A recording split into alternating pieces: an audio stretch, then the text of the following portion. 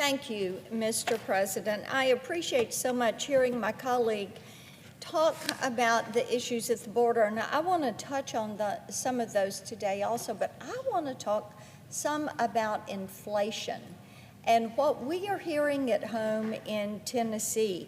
And as I talked this weekend, you know, we've had a terrible cold snap in Tennessee. We've had a lot of snow. We have had single-digit temperatures, even sub-zero temperatures.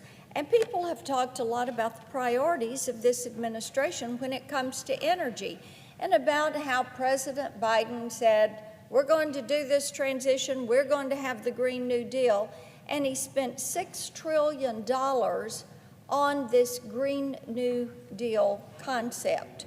Well, that, with the inflation, has caused higher prices, lower wages, and really has inserted uncertainty into our economy. Now, the president has really ignored the chaos that has come about from his failed Bidenomics and failed Green New Deal agendas. He keeps trying to say, and he's been out giving speeches saying that we are and I'm quoting him, story of progress. Well, let me tell you something.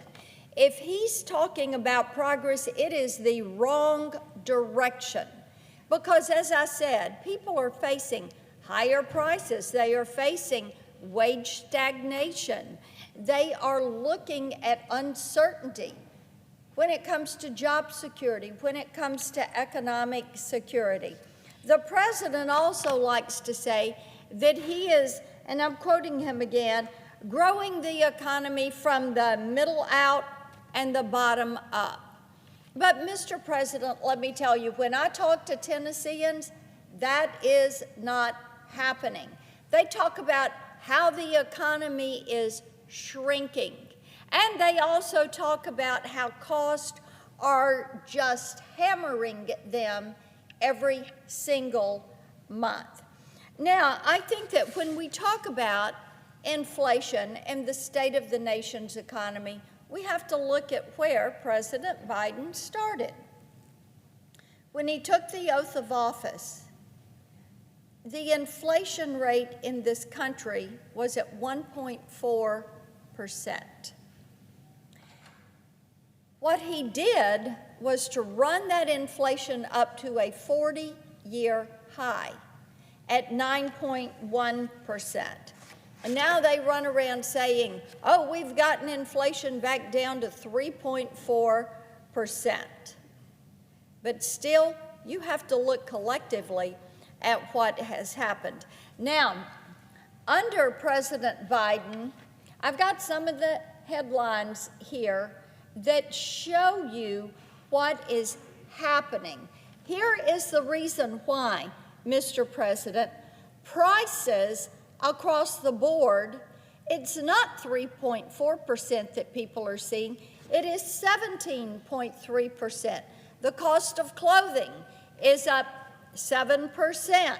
Rent prices are up 19%. Food prices are up 20%. Gas prices, when you go to the pump, it's up 30%. And home heating and cooling, 31%. And mortgage rates are at a 2-decade high. That has led to Bidenflation, and it has led to some of these headlines. Analysis finds Americans need an extra $11,400 a year to afford the basics. The basics. That means just treading water, doing nothing extra. 62% of the Americans are living paycheck to paycheck as holiday spending and credit card debt rise. People are pulling the plastic out in order to try to make ends meet. And then you have another one from Yahoo Finance. Why a record number of Americans are struggling to pay rent. CBS Millions of older workers are nearing retirement with nothing saved. You have CNN Business. Inflation isn't beaten yet, and the risk of a new price shock are rising. And we also know that according to the Joint Economic Committee, families in Tennessee spent $10,344 more last year than they did in 2021 just to meet the purchasing of the same basket of goods. That is what Joe Biden's economic policies have done to our pocketbooks. It is what it is doing to hardworking taxpayers, and at the same time, our nation's debt has now reached a record $34 trillion. Now, if any of my colleagues have a grandchild or a baby that was born this year, they can welcome that baby with $100,000 worth of federal debt. That is their share of this nation's debt. Now, President Biden's out-of-control inflationary spending would be bad enough for the American people, but to make matters worse, his administration has tried to regulate every single part of your life: the car you drive, the stove that you use, the washing machine for washing clothes, the type dishwasher, even what you are wanting to do with the fireplace. This is what they are doing with regulations, and these regulations are estimated to cost families another $10,000 each year because of added cost. It is not sustainable, and Congress absolutely cannot keep kicking the can down the road on this. Dealing with this out-of-control spending and this debt is an imperative. Now, there are some things that we could do. We could return to regular order and pass spending bills that would get this House in order. That means no more massive omnibus bills that saddle future generations with an unsustainable debt. Each year, in order to address this problem, I've introduced legislation that would make 1%, 2%, or 5% across-the-board spending cuts. That would target non-defense, non-homeland security, and non-veterans affairs discretionary spending for the next fiscal year. We also need to cut down on the size of the federal bureaucracy. We have 2.2 million federal bureaucrats that cost Americans billions of dollars in taxes and overbearing regulations. Addressing the rising salaries and the size of the federal government workforce should be a top priority when considering how to rein in federal government and how to control spending.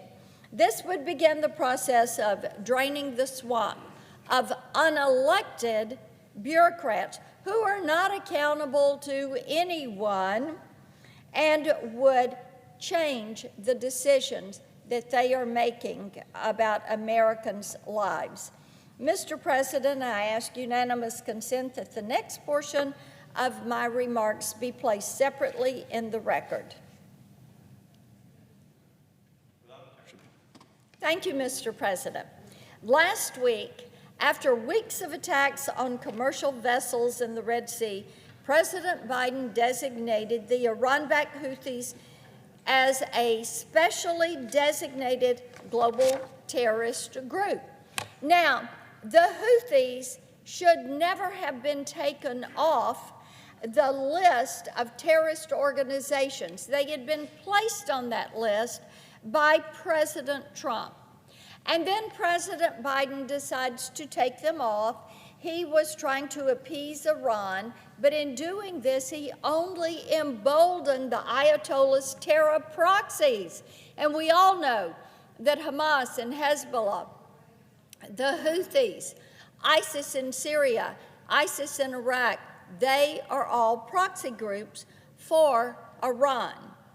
Yet, The national security spokesman, John Kirby, is still defending the decision to take the Houthis off the list of foreign terrorist organizations.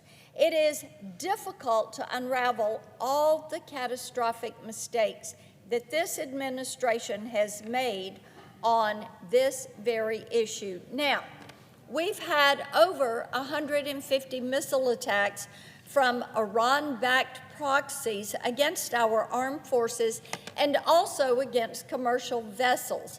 President Biden has redesignated the Houthis only as a specially designated global terrorist group.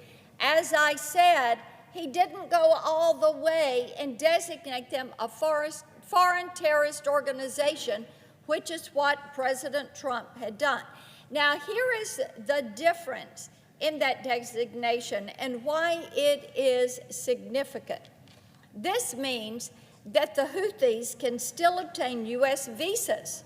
There is not a criminal penalty to support them. And U.S. banks are not required to seize their funds. So the Houthis can still get a visa to come to the U.S. U.S. banks cannot freeze the funds that the Houthis have and prohibit them from getting to those funds. Now, who gives them most of their money? It comes from Iran, who gives them about $100 million a year, plus trains them, plus equips them, plus arms them, and allows them to carry out their bad deed. Now, the White House also admitted this, which I think is rather stunning when you consider the fact that Iran, through the Houthis, you've had 150 attacks on U.S. ships and commercial vessels. So the White House said, okay, Houthis, if you will stop your attacks and stop attacking us in the Red Sea and the Gulf of Aden, then the U.S. will immediately reevaluate your designation. Again, practicing appeasement. Terrorists only understand one thing, and that is strength. And they know that this administration is weak. In 2021, the Biden administration moved Patriot missile systems out of CENTCOM to reduce our military presence in the Middle East. But in October, the president was forced to return them over growing attacks from Iran's terror proxy groups. Our military needs to continue attacking these threats until they no longer pose a danger to the American people, to our ships and commercial vessels. One thing is clear: we can only achieve peace through strength, and our adversaries are watching a very weak administration. I yield the floor.